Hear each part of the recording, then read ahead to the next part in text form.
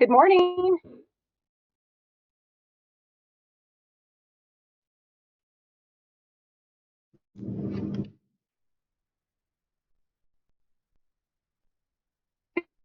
Good morning.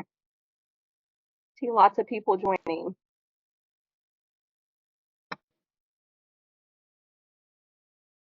Good morning. Is it afternoon for anyone yet? I guess not. Almost. As everybody comes in, I welcome everyone to share your video. That helps us make this a really nice interactive session. If you're not in a place that you can safely share your screen, then please don't do that if you're driving or anything like that. But if you're able to share screen or share your video, then we can see smiling faces, and that way we know if you have questions, and maybe you're muted and we just can't hear. So, all right, we'll give just a few more minutes to get everyone signed in. A few more admitting. All right. Awesome. So excited to see everybody today. Thank y'all for joining the webinar. We're super excited about the content that we're going to share.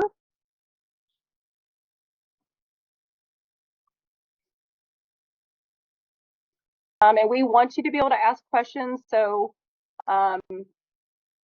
definitely unmute yourselves or drop questions in the chat throughout the session. We want this to be interactive and make sure that you're able to learn and pick up as much information as possible. That's the ideal scenario, is that you come away from this knowing a little bit more information than you knew coming in. So I believe we've got everyone. So we have one more joining in. So I think it's a great time to go ahead and get started. My name is Amy Langston, and I'll be moderating today's session for you. Welcome. You're in the Protecting Your Assets, Safeguarding Against Ransomware Attacks. This is presented by Veeam and Adafio, and we are so excited that you're all joining us today. I'd like to get going and go through some housekeeping rules first. So as we get going, you're automatically muted on entry. So if you have been talking and we haven't responded, it was just because you might be muted. The mute to unmute yourself, that's in the bottom toolbar. On the far left, you can click that and unmute yourself if you'd like to ask questions or interact. If you do have a question, please use Q&A or chat as well.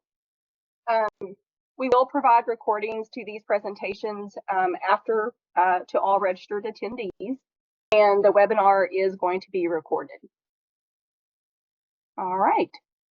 So without further ado, I'd like to introduce you to our panelists today. I will start with Cheryl Hearn and allow her to tell you a little bit about herself, and then we'll kick it over to Lee and we'll get going. Hey guys, Cheryl here. I've been with Adafio for about 4.5 years.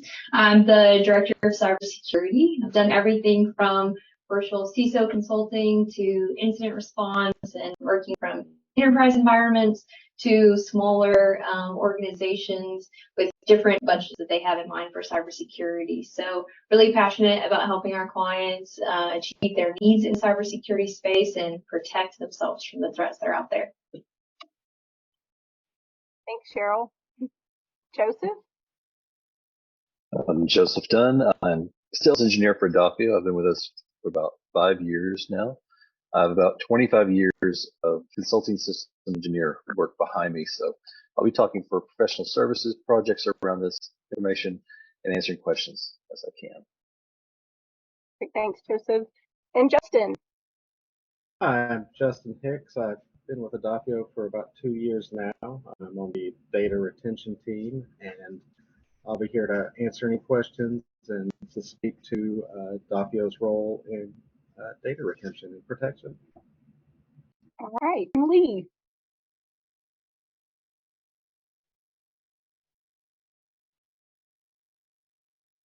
Oh, I can't hear you, Lee.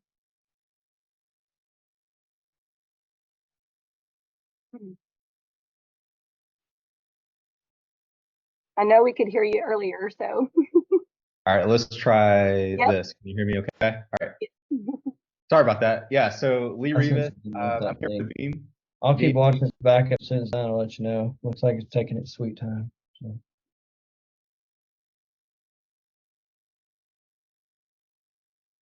All right. Hello? Okay. Yep, you're there. Lee Rivas. All right, so I'm here representing Veeam. Veeam, of course, is data protection software that we partner with Adapio. I've been with Veeam for the past 5 years, in and out. Went to Dell, came back, but I've been in IT, MSP space and all the above, a lot of different spaces in the past 15 years. So I'm here to, I'm excited to join you guys today on this webinar. Perfect. Thanks, Lee. Mm-hmm. Okay. Yeah, so this is a Veeam slide. Yeah, so ransomware is definitely the worst kind of disaster definitely in 2023. So according to our research, 85% of organizations in 2022 has experienced a ransomware event. That number is actually, so I saw some numbers a couple days ago where there's a cryptocurrency tracing firm called Chain Analysis. So last year in 2022, they said that $449 million were paid, actually 500 million, sorry, in 2022 was paid just for ransomware. So that number is actually increased in 2023, where we're actually at that number in July, and this is like analysis from July. So this is kind of the biggest year of ransomware besides 2021.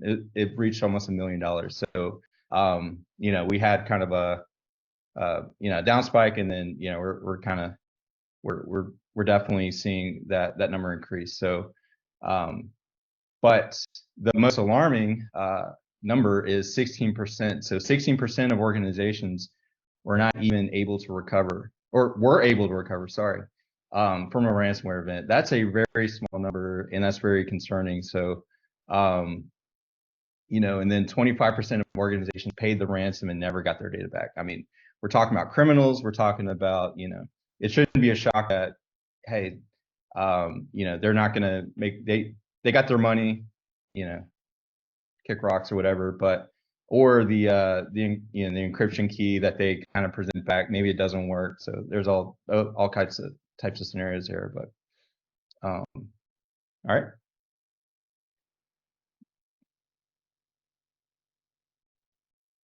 So, just as Lee mentioned, that rise in ransomware attacks, we're seeing the landscape of ransomware and how it's working change a little bit. So part of that rise is that there are several new ransomware groups that are being introduced. They're at play. They're called advanced persistent threats. And so there are a lot of researchers out there that kind of search and they do the analysis after these ransomware events happen, and kind of try to figure out, who can we trace it back to? And then that tells us a lot about, what are the technical things that we can do, see their techniques, and how do we translate that into some protection strategies. There's also been a rise in independent attackers. So they're taking a note from some of the ransomware as a service groups and seeing how they're doing it. And then they're trying to kind of emulate that. Ransomware is a business now. It's not just this criminal thing that's kind of off to the side. It's very organized. These types of groups, they have PTO, they have managers. There's a lot that's going investment-wise from their side into being able to compromise businesses and to get their return on their investment of time so that they are financially profitable when they go leverage these attacks against organizations. And so that's where we see things like ransomware as a service. So ransomware as a service is really just, there's groups out there that saying, wow, there's so many different attackers. They're trying to come into the market. And so why don't we make it easy for them? Why don't we make them different, kits that they can take and they can deploy into these environments and get money out of it? And surprisingly, like these services, they're very close to what we do in the IT market. They can be to where you can go on a month-to-month payment. They can be a one-time fee. They'll customize it for you. You have a specific organization that you want to attack. They'll help you put that package together to help your ability to be successful. So it's it's interesting how that's changing, and it's making these events to become more common, and more organizations are seeing these types of attacks. And so there's also the component of the initial access. So, initial access is primarily leveraged through phishing emails. That's not something that's changed a whole lot in the past couple of years, and so it continues to be successful. Users get phished, and then they're able to kind of take the next steps in how they get into the environment, and then they move around, and then they execute the ransomware. That initial access we're seeing now, researchers are seeing that it's being one attack group is getting that initial access, and then they're selling it to other attack groups. So if you want to be a criminal in this day and age, you can purchase the compromise of your environment. You can purchase the ransomware kit to do what you need to do. And there's just a lot of different, you can be an independent hacker, or you can be a part of a group in order to leverage these types of things. So it's just becoming increasingly challenged for us on the defensive side. So Cheryl, so I'm in the Metro Atlanta area. We had a school, this is like a few years ago, but it was around the time of finals. So this was a high school. A student didn't want, I guess they weren't prepared for the finals, or they just didn't want to take it. So they actually they got on the dark web and hired a ransomware as a service to attack their school so they didn't have to take finals. So that's kind of concerning in two different sectors, right? I mean, of course, kids are, a lot smarter than we grew up to be. They're very computer conscious, but like, even then, the ability for a high schooler to go in and just like encrypt, attack a school like that is, that's kind of a big deal. Yeah, just find their way onto the dark web and purchase a package. Yeah, it's Right. wild. Yeah. Sure. So if we take a look at a ransomware event and kind of see it from, the defensive side, what's happening for your organization when this is happening, typically some of the immediate impact is ransomware spreads very quickly in the environment. So unless you've got some, quick response controls in place, normally it's kind of taken over before you know it. And so in those scenarios, a lot of times to kind of prevent it from continuing, or to, stop maybe some partners that you've got some network connections to other partners. And so you're trying to stop the bleeding, if you will, for this type of event. And so to do that, a lot of times what we experience in those types of events is that you need to disconnect your internet, which means this isn't just, you can think in terms of, well, I've got these servers, I've got cloud resources. Well, if your internet goes down, you may lose access to some of those things unless you've got some backup processes there. Disconnected sites or locations. We've seen where one site may have gotten compromised and has ransomware spreading, and so we immediately got to go protect the other sites, and we got to disconnect them from one another. And so what that all equates to, right, is that you have unavailable email, unavailable applications, and more. There can be several different things that your business relies on as a part of your day-to-day as to generate revenue, to serve patients. There's a whole scheme of things that you can be impacted by that you wouldn't normally think about. Sometimes we think about ransomware as, I'll lose that information, and well, if it's not regulated, I don't tend to care as much. But sometimes we kind of forget the aspect of, I can't do business. And so what does that look like? And how long will that happen? Many of these outages are extending much longer than people would expect. Some of them are going up to a week, sometimes 2 weeks, before they're able to fully resolve and to get all of their services and their technology back online. So that in and of itself can have a huge impact to your business. And also, if your workstations have been a part of this ransomware event, then you're not going to be able to use those. So we have clients that tend to be a completely cloud environment. And when those scenarios happens, we get more concerned about their workstations. If they're not up and running, are they going to be able to do business? How are they going to be able to get laptops and to get going again? So that's typically the impact that we're looking at. And then the response efforts oftentimes are looking like we need a war room immediately. We've got to get our executive leaders wants to know what's going on. If we've got public relations, if somehow news has gotten out, or we're trying to prevent information from kind of making sure that we're buttoned up on how we share any information out. Got the PR involved. You need to engage your legal counsel immediately. That should always be a number one priority as a part of this process. And then also an incident response firm.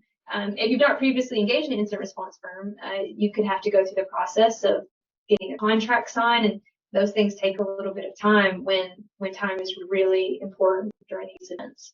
And then you also have to think about how you're going to communicate this out to your staff, essentially to your clients. And then ultimately, you may need to come together as a team and to make a decision on whether or not you're going to pay the ransomware, and see what you need to do from there.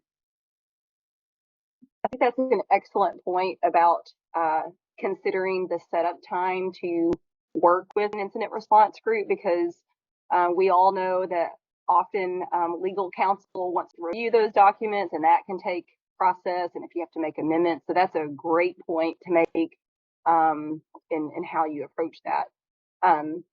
Lee, if you want to tell us about kind of what that response looks like, kind of through ransomware recovery. How do you start that process?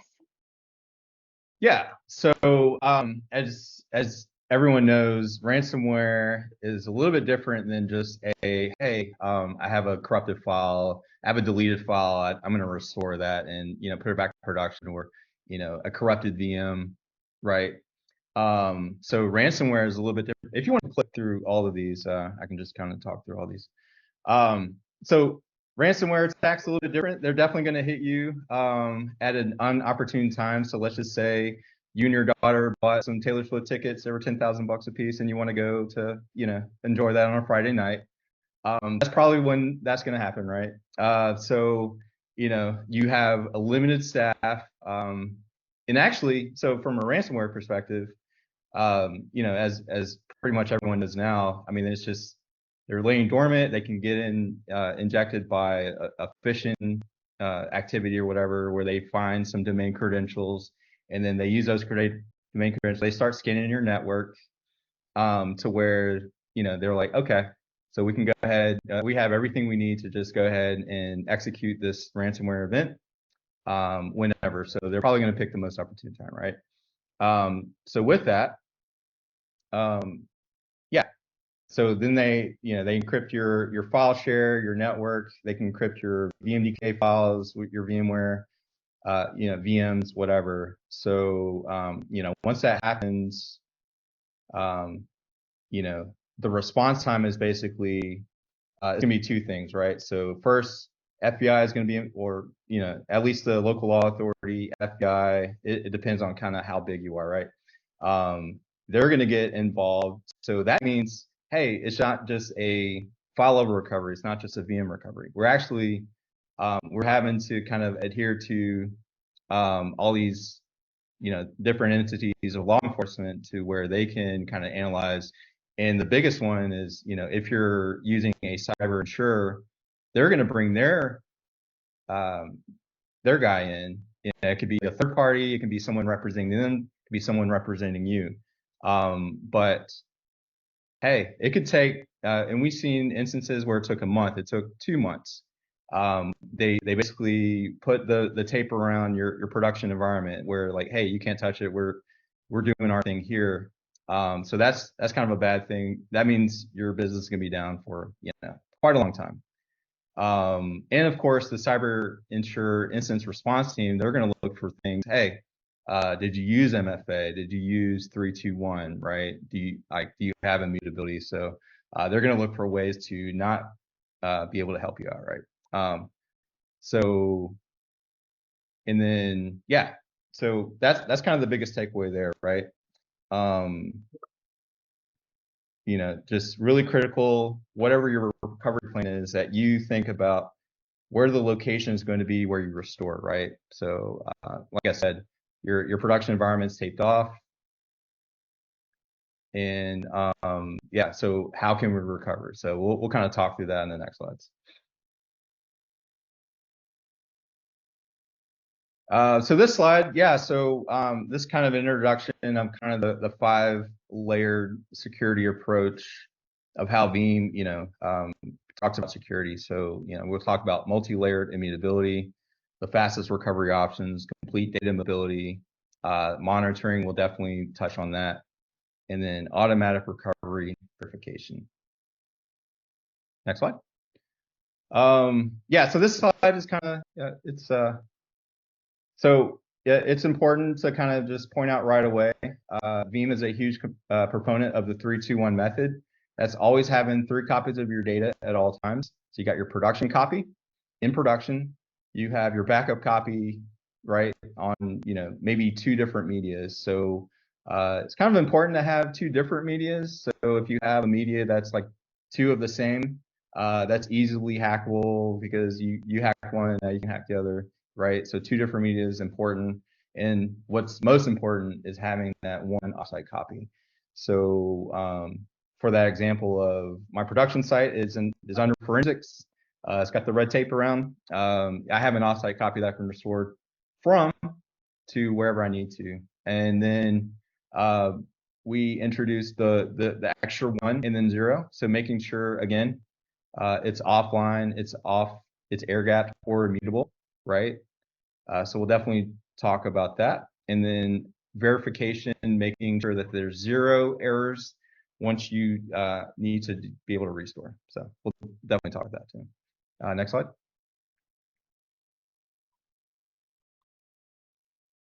So the multi-layered immutability, just really quick. Without immutability, without Veeam, of course, there's limited immutability of options. Of course, your production data, it is not, what is this? Your production data is not encrypted, of course. I mean, it's open. If you have credentials, you can get to it. Even if you have credentials, so what ransomware will do, they'll find credentials, they'll attack your backups and try to attack that first before they encrypt everything else. So having immutability, having the ability to, even if they find your data, they can't do anything with it. They can't write over it is definitely a big piece here. So we can provide that on a local repository, a hard Linux repository. Adafio can provide that in the cloud. So so there's many different ways of doing it, but we'll just touch on those there. Next slide, please. Yeah, so just a real world example really quick, and you can kind of click through this too. I think there's a couple of clicks on here. Yep. So a kind of a real world example, this customer got their VMDKs encrypted, right? So a ransomware happened, and kind of the laziest way of doing this is like, hey, we're gonna encrypt the VMs, from the hypervisor level. The data's still in, the data's there, but they're just going to do it from the hypervisor level. So Veeam has a incident response team. So it's kind of a support SWAT. So it's like a ransomware support SWAT team that has an SLA of like 29 minutes or less that can jump on right away and kind of help solve and kind of have a game plan on how to recover, right? So that's really important. Adafio has a quick ability to get to that ransomware SWAT team event support team. So incident response team came in. They kind of helped it pretty quickly. The backups were written to an immutable storage. So what happened was they were doing backup copies to another MSP. That MSP had the backups immutable. So even if they did find the bad actors, even if they did find the backups offsite, it's a worm copy. So DC1 was unavailable for forensics. So the particular service provider was actually able to do instant VM recovery on their side. So that means while it's compressed and dedupe, they can have it fully available, restored. Of course, in the back end, they probably did some kind of like DNS, VPN or whatever. And then they were able to have their data up and available, while on the on the production side, they did their forensics. FBI came in and it's down for a few weeks or a few days, and then they were able to kind of bring all that data. So while that data was in instant VM recovered offsite, they were able to same changes and then bring it back to production. So next slide.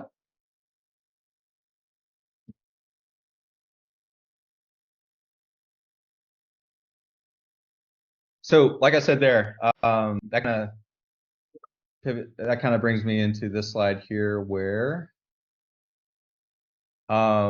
the fastest recovery options, of course, we integrate with a lot of SAN storages, about 20 or plus or so, where we can do backups from stored snapshots. So that's where recover from stored snapshots comes in. There's many different ways that we can do recoverability. It's Veeam backup and replication. So replication means it's not compressed, it's not dedupe. We can do failover plans, full site failover, like boot order, stuff like that. So we have the ability to do that. But in most scenarios, and with Adapio for sure, we have the ability to do instant recovery of the critical workloads. So you can do that on your production DVR. We can do that in the cloud, wherever that MSP is. So that gives us a few options for fast recoverability. Of course, not having to wait on a full VM restore or full VM restore in Azure or AWS. I mean, we definitely have those options too, but from a RTO time, recovery time objective, we have these options here. Next slide, please. Can I ask, within that structure, what does the response look like? Or Justin, maybe you were about to talk about that. I was curious. Yes. With an MSP in place, what does that look like? Well, I was going to mention that fortunately, Adapio, we do have now 2 full-time engineers dedicated to backup and recovery. So we also have 24/7 coverage. So at any point in time that there's a need for that, there's not going to be a long wait. I mean, we'll dig into it and get that back up and go for you. Obviously, we do support the instant recovery functions of Veeam. We do have our private cloud that we can restore to if need to, as well as Azure. And replication. We can always set up a replication server for anyone and have that failover plan going. So at the moment that you need it, we can flip that for you. Yeah. We're also going to assist with kind of prioritizing what services you need to bring on first, right? So we can work with you to understand kind of what are the technologies that are absolutely critical to your organization first, and prioritize those as we go through the recovery process. Right. I do want to point out that, Lee, you mentioned about the support for SANs and the instant recovery using snapshot technologies. I do want to remind people that when you come to the 3-2-1 rule, that if you keep your backups as part of your SAN, as part of snapshots, but then you have another volume on the same SAN that holds your backups, that's not actually one of the 3 copies. That's still same media. So make sure that when you're following that 3-2-1 rule, you're actually choosing locations for your data to exist outside of multiple locations on the same physical assets. Those are good. Those are all really good points. Of course, like you don't want to put all your eggs in one basket, right? You want to make sure that you're backing up to, because they can compromise the SAN, and then what happens there. That's where your backups are. So that's why, again, we're a huge proponent on the 3-2-1, and it just makes it that much more important. And then what Justin mentioned, that's a really great value add. So of course, we can do direct to object.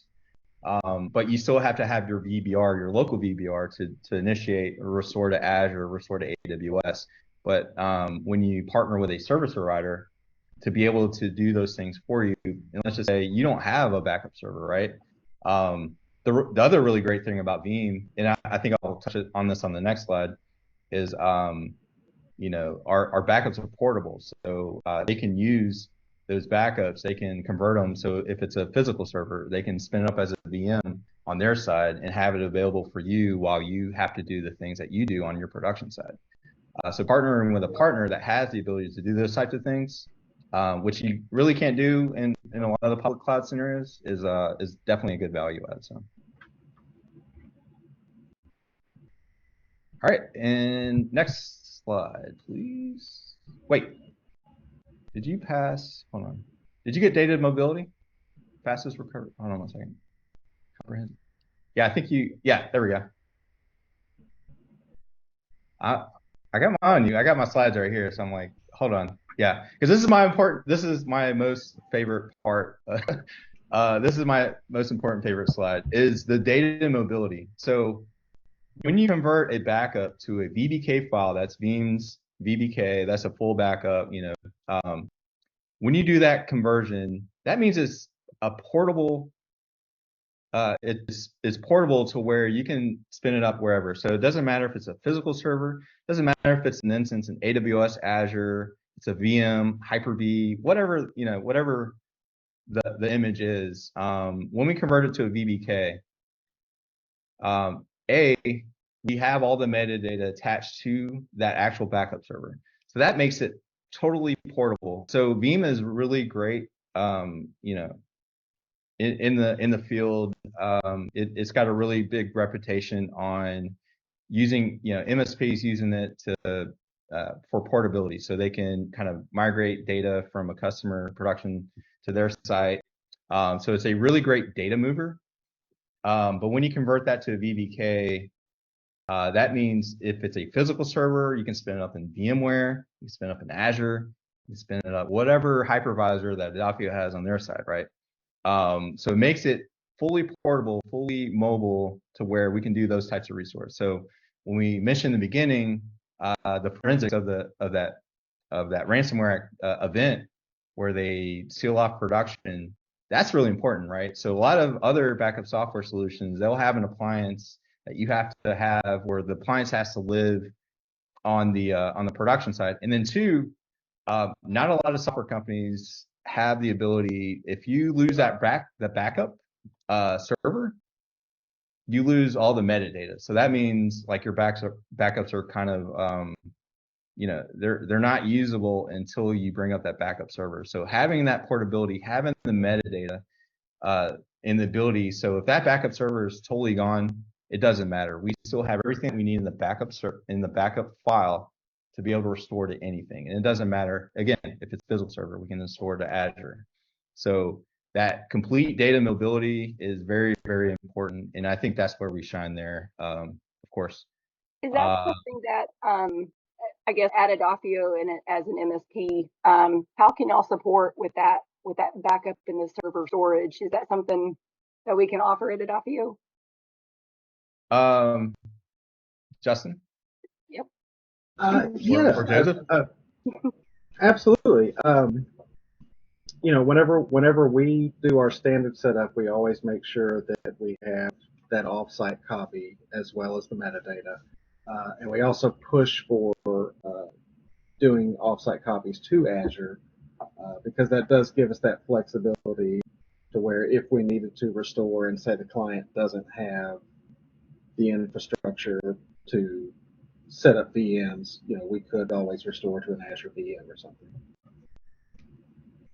And, Adafio, I can tell you from a first-hand experience working with our clients is that, that has come in very handy because trust me when I say that when ransomware or, malcontents or bad actors get into your environment, they target your backups and the infrastructure that supports your backup. So many times if you can't get access to that data, if you don't, implement some type of immutability or air gap, data mobility becomes very difficult at that point. And as Lee pointed out, if you're using Veeam, you actually get a lot of options when it comes to restoring your data. So it's been something that I have seen firsthand with our clients being attacked. Being able to spin up a new VM server, you don't have to do anything special. You just present the data back to it, and you can get back in. Going much faster with some of the options we've worked with in the past. Awesome. Yeah, if you want to click to the next slide.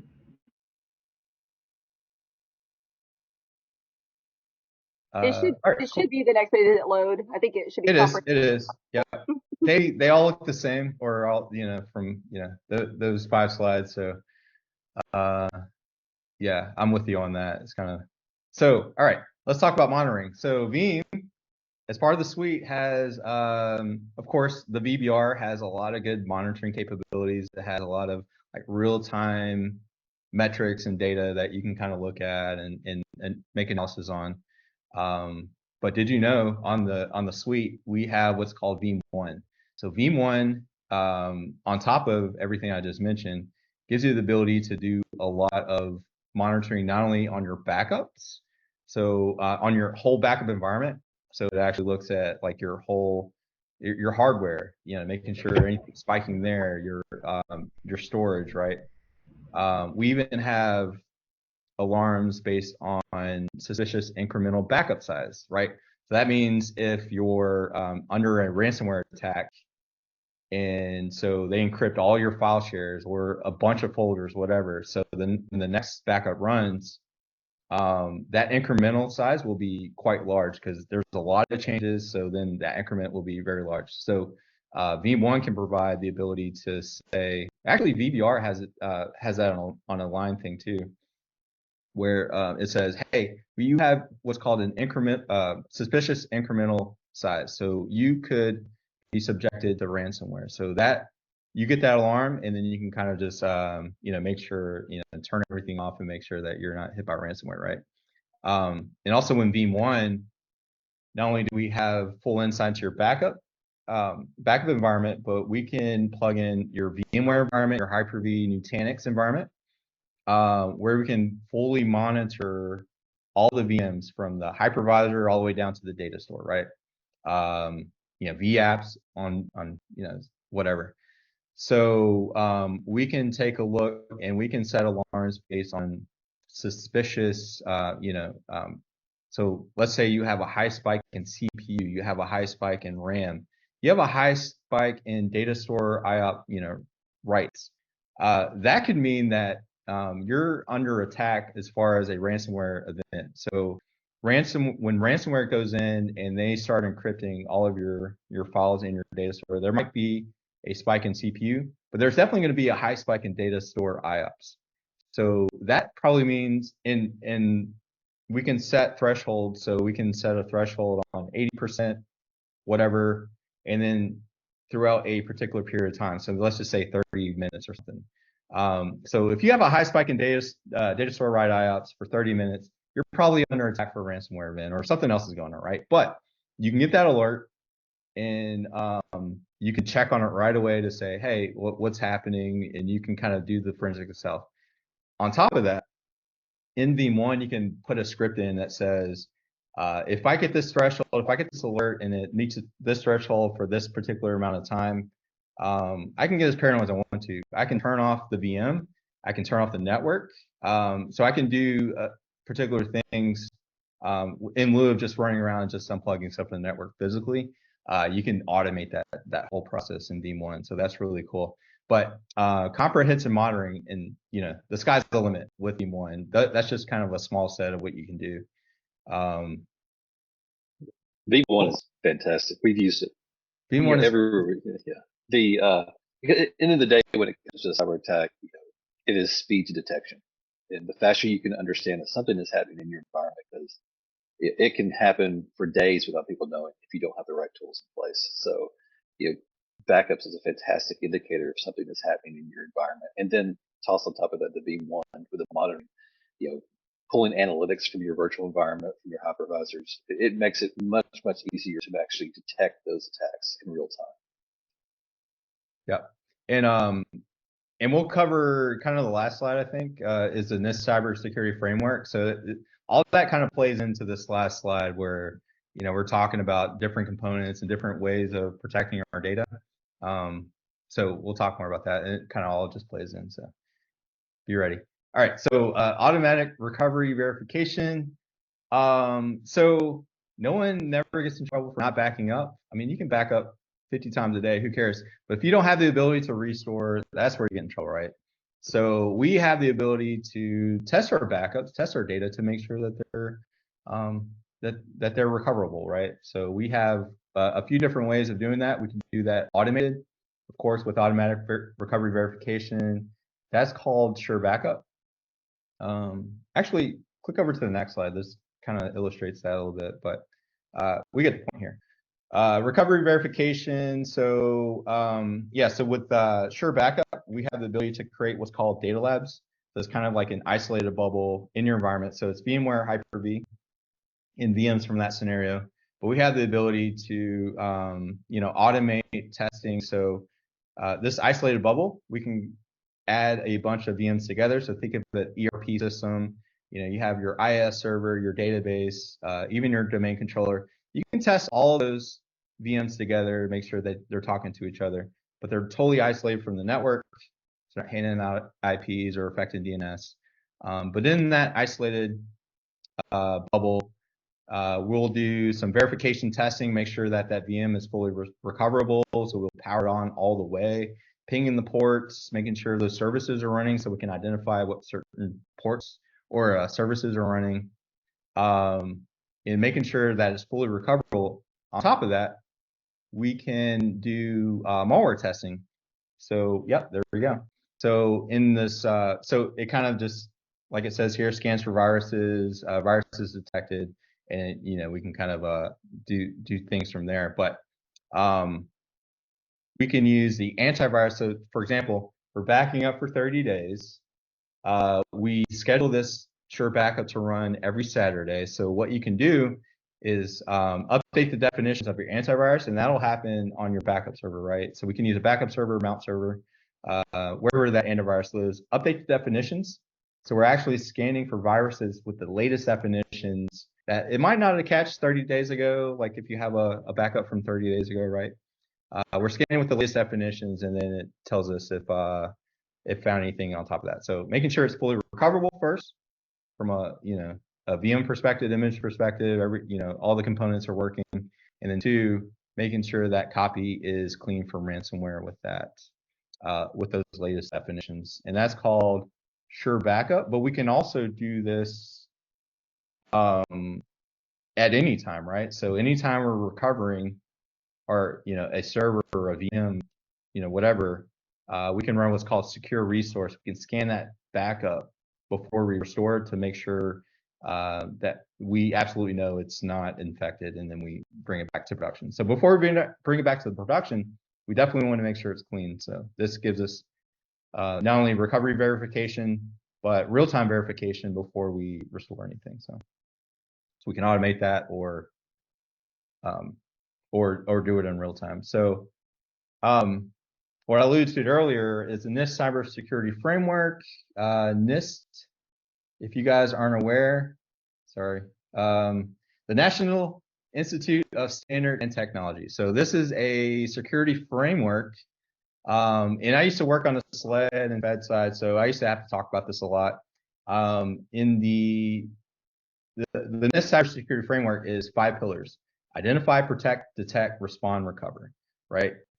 Veeam plays a part in this really well in the respond, the recoverability portion of it. And, like I said, with our comprehensive monitoring, our automatic recovery verification, we can pretty much play in all of these pillars. But of course, partnering with a partner like Adafio that actually can, do the other pillars really, really well. And we're here. So, identify, protect, that kind of stops them at the gates, right? But what happens when they get through the gates and then you have to recover from, from a backup? That's where we respond and recover, and we use Veeam for that. So we play really well in that space. And again, we kind of help a little bit with everything, but Adafio, of course, they have further things to help you identify, protect, kind of stop it at the gates, right? With spam filtering or whatever. So I like this slide too, because it even talks about, so just kind of a spoiler, V12A is not available yet. We're still in works for that. But it kind of just shows here that we're really security conscious, and our next V12 VA is going to help with this pillar. So we talked about recovery verification, scanning the data, right? But also we're able, so with V12, we're actually going to be able to scan the data while it's being written to a backup file, to a VBK. So that's going to be really huge. So we can kind of protect, so we'll have those alerts, not when we finally get the data and we do those scans and everything, but while the backup is being written too. So that's going to be huge with V12A, and probably Q2, Q1 of, Q2 of this, Q4 of this year, or Q1 next year, sorry. But as you can tell in the yellows, we're going to make this a big, huge security release. So next slide. And I think we have 9 minutes left. Sorry. I didn't mean to steal No, all the you're time. good. So. I didn't know if Cheryl wanted to add. Yeah, go ahead. There. Yeah. So we're seeing that there's just an increase of required ransomware notification. So SEC is the most recent governing body that requires to notify the federal government within 72 hours of a ransomware event. So we're highly focused on making sure that we're aware of any requirements that your industry may be facing to be able to have that as a part of your incident response plan, and then also just kind of doing as much as we can to help you be prepared to step through this whole process, right? So if we've got the preventative controls in place, if we've got the ability to detect, sometimes your detection is a user says I can't access something, and then it kind of goes from there. So what are the additional kind of telemetry that we can help you get to be able to be prepared for that? And then what do we do when it happens? How can we help you from a BCDR standpoint? Business continuity, disaster recovery, a ransomware event is considered a disaster. So we want to checking the box, making sure that your backups are there, that we're collaborating with the IT side, that we've got the experts on our team to help provide guidance on that, and just make sure that you're prepared in case this type of event does happen. It's really important. Very cool. Is there anything else that Justin, Joseph, Lee, that you'd like to? This actually was our last slide, so we do have I'm going to try to do our Kahoot again. I'd love to be able to finish out strong and get some prizes out to everybody. Otherwise, I guess we'll just have to pick some random winners, maybe. But Yeah. any questions? I haven't seen anything pop up in the chat, but just want to make sure I'm not missing any questions. I mean, I do want to point out that at least, from Adafio as MSP, and what we do is, the offerings that we have. And I'll let Justin speak to, the white glove Adafio Cloud hands-off solution that we do provide for our clients. But we also do professional services and projects. So if anyone's looking for any type of help to, implement immutability, or to, implement air gapping, or even better, if you want to do both at the same time, we can help you not only get there, but, find the right processes, pieces, what technology pieces you need to get there. If it's just design and architect, or if you actually want help implementing, we can do that as well. So our professional services have helped a lot of our clients, just get to where they need to be from a data protection standpoint to meet these needs, to meet these requirements, because not everybody has the same compliancy requirements, but at the end of the day, if you're not protecting yourself, you're not protecting your business. Right. And oh, sorry, go ahead.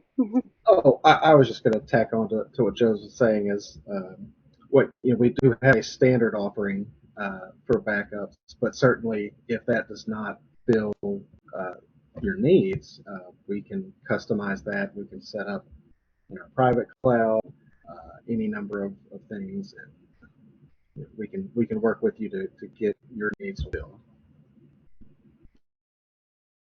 So, and I'd like to also offer an opportunity. We do have many representatives on the call today that can help.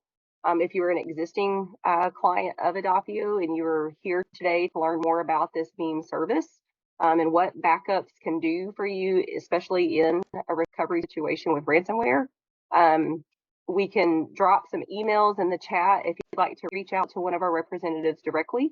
And also, if someone wants to put contact information in the chat, if you are interested in more information from Adafio on how to reach out to us, how to get in contact, we can drop some information in the chat so that we can follow up. And or as we mentioned at the beginning, we do have this recorded, and we will send out the recording to all attendees today.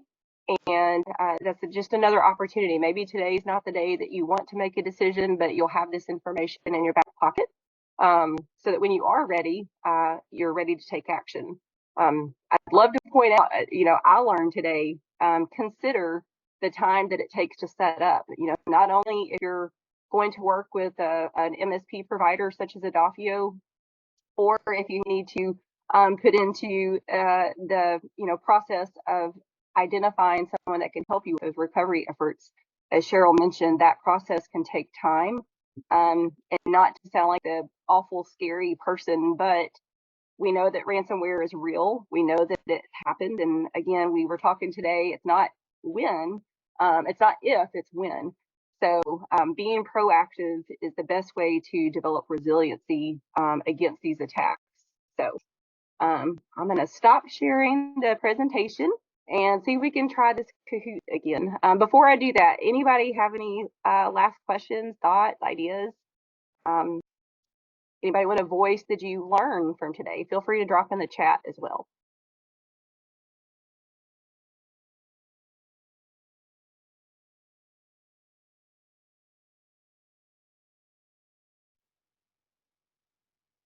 All right. So it appears to be cooperating this time, so we're in good shape.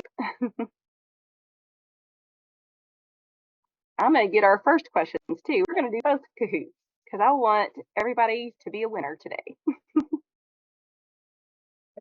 I may have spoken too soon. I'll stop talking. The way it goes, right? Come on, Kahoot. Technology is reliably unreliable sometimes. I know, man. Like, come on. Although I'm going to say, I'm just going to try this. I'm not going to do it within Zoom. I think that's the issue. So let me try it this way. Let me share my screen and we'll do this and share. Okay. So let's go this way. Can everybody see it okay? Yes. Okay, great. Maybe it's Kahoot heaven. Okay, here we go. All right. So if you haven't done a Kahoot before, you can scan the QR code on your screen, or you can go to www.kahoot.it. I'll drop that in the chat. And here, you want to join? So as we get our players in, I'll start seeing everybody's name, and then we'll start the Kahoot with some questions.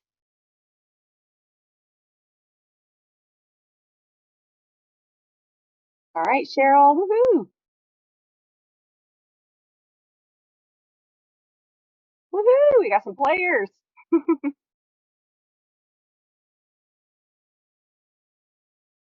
All right, and is anybody else working on signing in? All right, Dustin.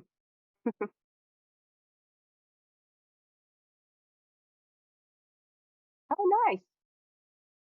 And if you didn't see in the chat, everyone who joined this webinar today is going to receive a 2023 Veeam Executive Summary Ransomware Report. More information about how you can prevent ransomware. All right, and I know that we're coming up on time, so I want to make, oh yeah, we're getting all kinds of players, yay. All right, so we're going to go ahead and get started so we can get our question. I want to be mindful of everybody's schedules. So without further ado, here goes our Kahoot.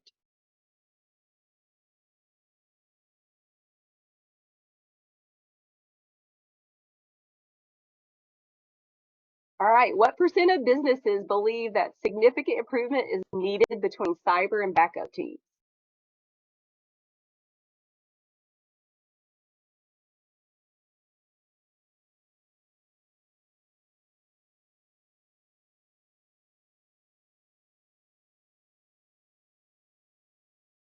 All right, everybody have their answers in? Dun, dun, dun. All right, so we got a lot of people with the correct answer was 55%. So we have some work there to do. Dun, dun, dun. All right, Cheryl, good job. Here we go. How much downtime can your business survive? We got days, hours, I wish I knew, or weeks.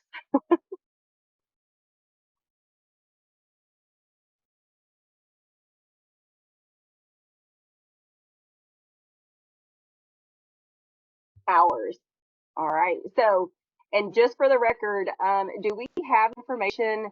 What is the average cost of downtime for a business? I think this has been shared in another group I was in. It's like $80,000 or something was one. I mean, it's different for each business, but it's a crazy amount that can be lost just in a few hours. How many cyber victims in North America pay the ransomware via insurance?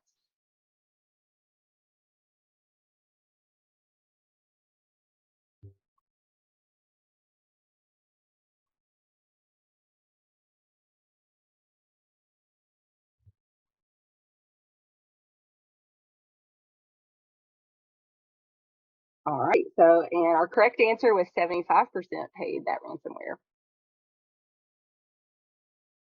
All right, Cheryl, you remain at the top. Got Way one to go, more. Cheryl. It's a good name. All right, so the last question is, what is the secret to survivable backups? The ensuring backup repositories, implementing MFA, securing backup credentials, automating cyber detection scans. All right, ensuring backup repository. So good job on that one. We had several that got that one right. All right, so have you implemented a backup strategy to protect your data from ransomware attacks?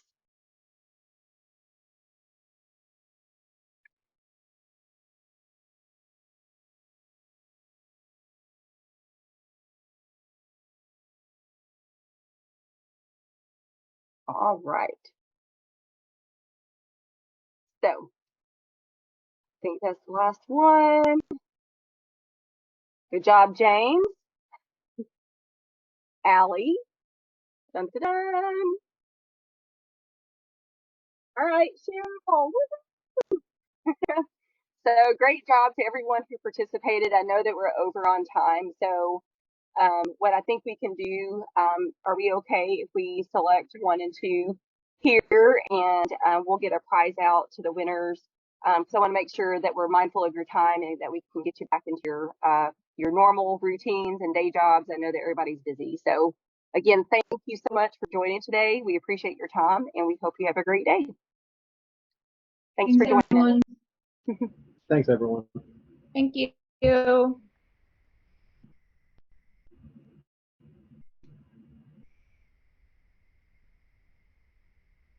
The recording has stopped.